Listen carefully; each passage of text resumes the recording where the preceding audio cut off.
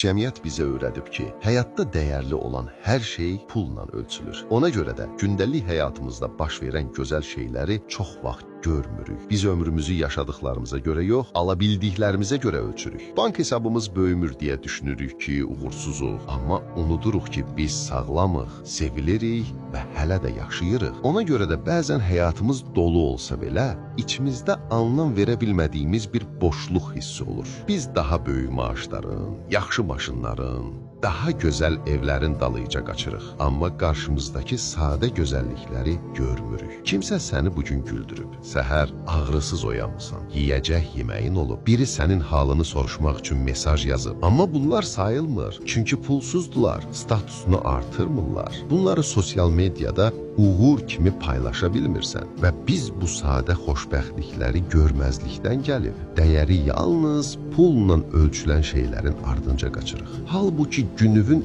ən gözəl anları bəlkə də sənə heç bir qəpiyə başa gəlmir. Sadəcə sənə elə öyrədiblər ki, bunların dəyəri yoxdur.